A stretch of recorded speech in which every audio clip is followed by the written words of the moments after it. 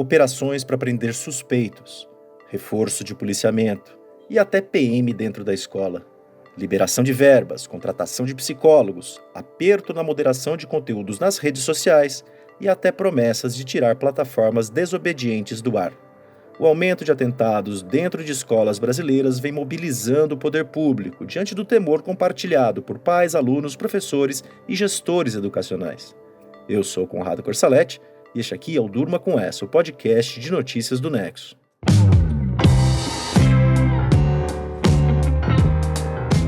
Olá, eu sou a Aline Pellegrini e estou aqui com o Conrado para apresentar esse podcast que vai ao ar de segunda a sexta, no início da noite, sempre com informações que podem continuar a ecoar por aí. Quinta-feira, 13 de abril de 2023, dia de mobilização de autoridades públicas para dar uma resposta ao aumento de ataques em colégios pelo país. São crimes que têm levado preocupação à comunidade escolar, tanto na rede pública quanto na rede privada. O medo reforçado por boatos nas redes sociais e aplicativos de mensagens. Pesquisadores da Unicamp que monitoram esse tipo de atentado contaram 22 ocorrências nas últimas 2 décadas, sendo que mais da metade dos crimes foi cometida nos últimos 2 anos. Os episódios recentes fizeram governo federal, governos estaduais e governos municipais se mexerem. Em Santa Catarina, após um homem matar 4 crianças em uma creche em Blumenau, o governador Jorginho Melo prometeu colocar policiais militares armados dentro dos estabelecimentos de ensino. Na cidade paranaense de Maringá, o prefeito Edson Escabora anunciou que vai contratar seguranças particulares para os colégios locais e vai instalar um botão de pânico em todas as unidades do município, incluindo a rede privada. Outros governos estaduais ou municipais não chegaram a tomar medidas tão drásticas, mas aumentaram o efetivo de policiais fazendo a ronda escolar. Em São Paulo, o governador Tarcísio de Freitas vai usar policiais de folga para reforçar as rondas. Vai também colocar seguranças privados desarmados dentro dos colégios da rede pública, nas unidades consideradas de maior risco. O governo federal anunciou a liberação de R$150 milhões para que estados, com suas PMs, e municípios, com suas guardas, reforcem o policiamento escolar. Muitas escolas particulares estão reforçando sua segurança interna. Algumas unidades anunciaram a adoção de catracas e de protocolos de fuga em caso de atentado. Um colégio privado da cidade catarinense de Chapecó fala em usar até detector de metais. A experiência dos Estados Unidos, país onde a ocorrência de massacres escolares é muito maior e muito mais antiga do que no Brasil, mostra que iniciativas de viés repressivo são pouco eficientes. Um relatório do Instituto Nacional de Justiça americano diz que a presença de policiais em escolas não evitou tiroteios. O jornal Folha de São Paulo resgatou uma pesquisa de setembro de 2020 feita por um órgão independente dos Estados Unidos, o Instituto de Estudos Políticos. Essa pesquisa diz não haver nenhuma evidência de que o policiamento nas escolas é efetivo na prevenção de violência escolar ou no aumento da segurança dos estudantes. É importante ressaltar que as medidas mais repressivas ou ostensivas não são as únicas apresentadas até agora pelas autoridades públicas. Há, sim, outras iniciativas no trabalho de inteligência, nas comunidades escolares e também nas redes sociais, onde muitos dos autores desse tipo de atentado se radicalizam e encontram eco para levar o crime adiante.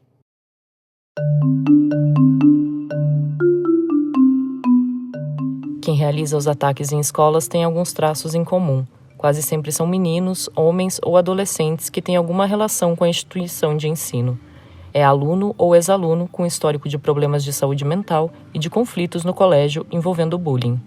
As boas práticas recomendadas por especialistas passam pelo fortalecimento das relações de confiança dentro da comunidade escolar. É o tipo de medida que serve para evitar que o pior aconteça. A ideia é garantir um ambiente saudável e acolhedor na escola. Além das medidas ostensivas, o governo paulista prometeu contratar mais psicólogos. Cada profissional vai ficar responsável por 10 escolas, com meta de visitar cada uma delas pelo menos uma vez por semana. Ouça o governador Tarcísio de Freitas.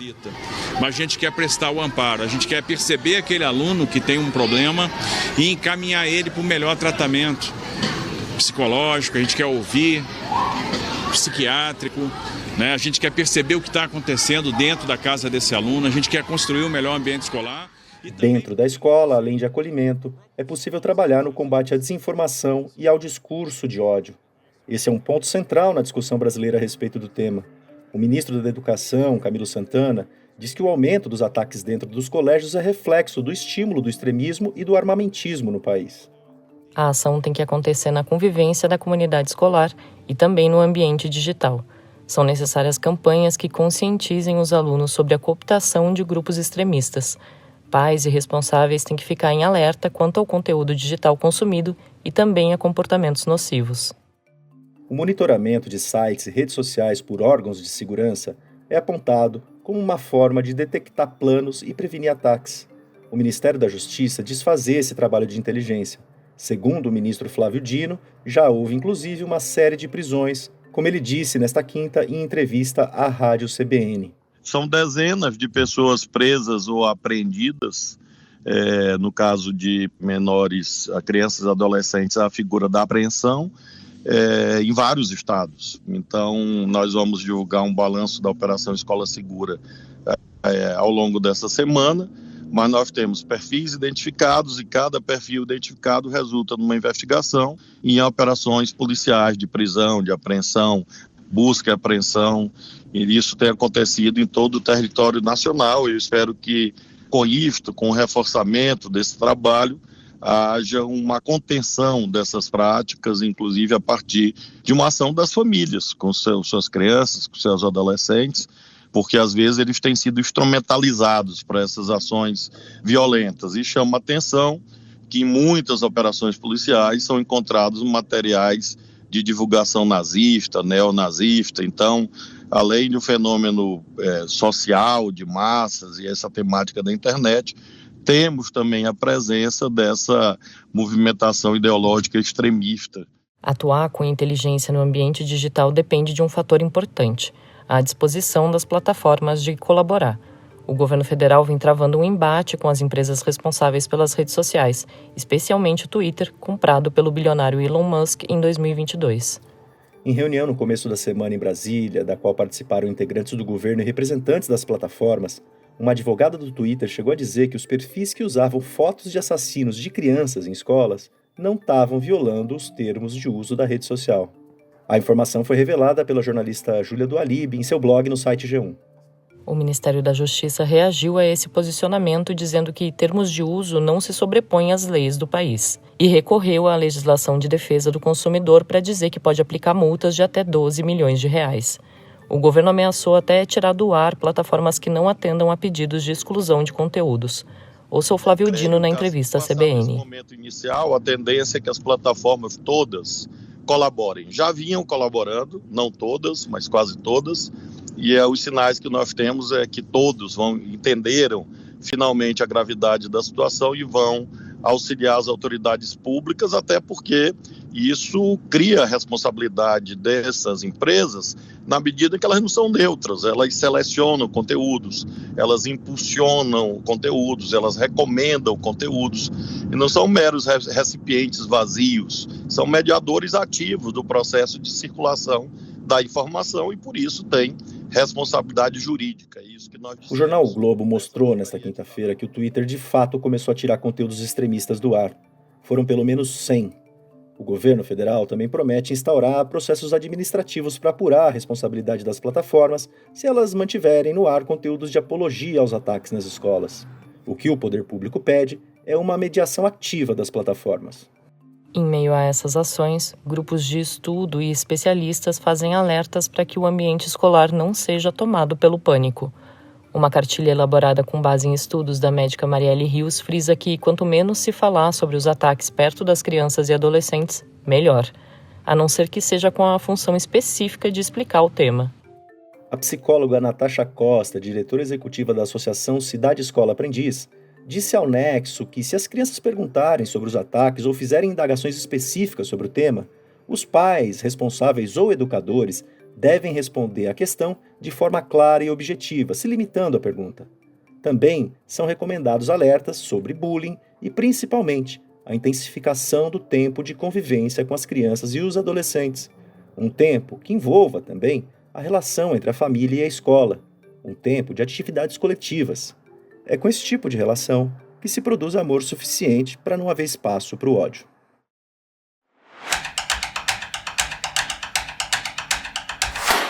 O presidente brasileiro, Luiz Inácio Lula da Silva, está na China em viagem oficial. Nessa quarta-feira, ele defendeu que os BRICS, acrônimo do grupo de países que reúne Brasil, Rússia, China, Índia e África do Sul, ampliem o comércio entre si usando as próprias moedas e abrindo mão do dólar. O Marcelo Rubissec escreveu sobre o tema. Marcelo, o que essa proposta indica em termos geopolíticos?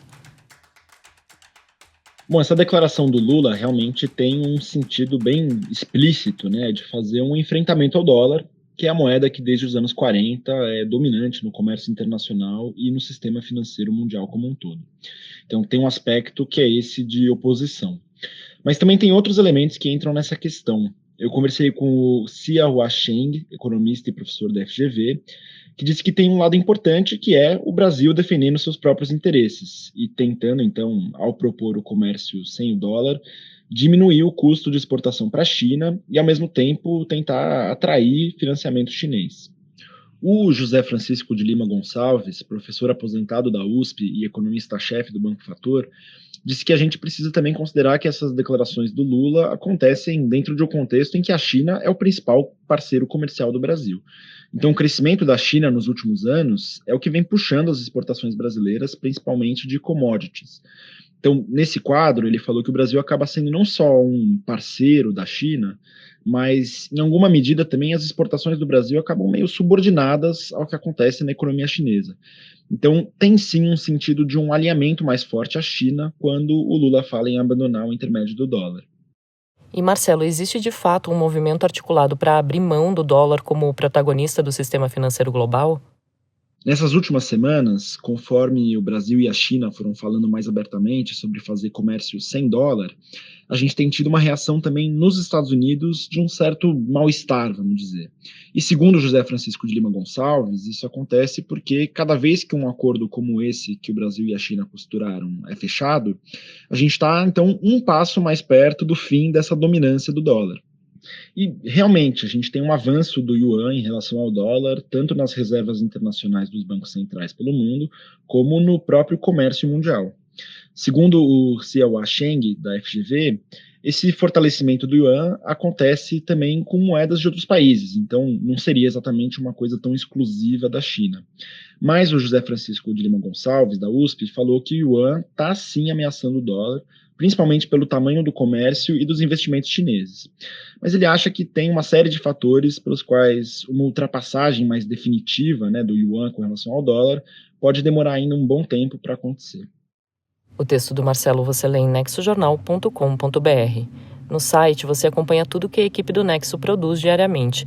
Tem notícias rápidas que te ajudam a entender o que está acontecendo no Brasil e no mundo. Tem textos de profundidade explicando os temas mais importantes do dia. Tem colunas de opinião e gráficos que destrincham dados das mais variadas áreas. Como você sabe, o Nexo é um jornal independente por assinatura e sem publicidade. Para ter acesso a tudo isso, apoiar o Durma e ainda receber newsletters exclusivas, é só fazer sua assinatura. Tem um link com desconto na descrição desse episódio.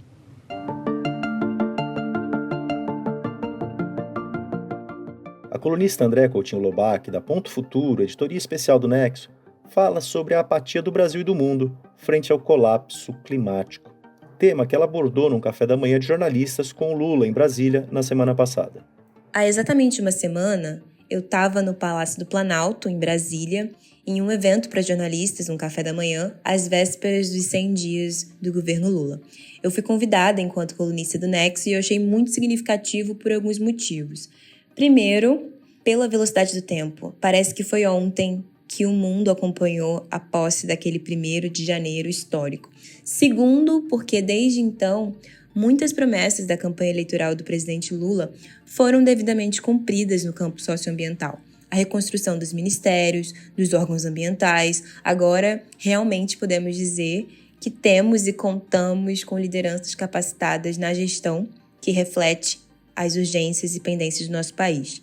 E, finalmente, porque ali, naquele encontro, eu tive a oportunidade de perguntar ao presidente quando, enfim, teremos um Plano Nacional de Adaptação Climática. O que aconteceu no litoral norte paulista, no Rio de Janeiro, em Manaus, no Acre e, mais recentemente, no Maranhão, só reforça que não podemos mais esperar por novos eventos extremos para agir na criação de instrumentos para enfrentar os riscos climáticos juntamente com os governos subnacionais. Na minha coluna, eu compartilho com exclusividade um trecho da resposta do presidente Lula à minha pergunta e outras interrogativas cruciais para serem respondidas nos próximos 100 dias de governo. A expectativa é que a gente cobre, acompanhe e construa um mandato contra a necropolítica do clima. E aqui eu me refiro às perdas, aos danos e às injustiças climáticas que apontam para uma necessidade de construir litigância, focar em diferentes instâncias de incidência política para o enfrentamento da emergência climática com responsabilização direta. O texto da Andréa você lê em nexojornal.com.br/.futuro.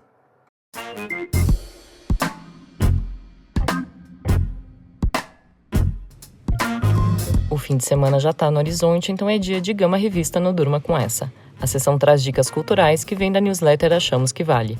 A gente traz um link na descrição desse episódio se você quiser receber semanalmente em seu e-mail essas dicas.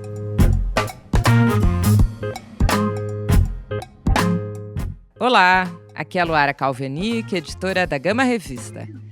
Hoje a gente começa indicando a 6ª edição do Festival Serrote, no IMS Paulista.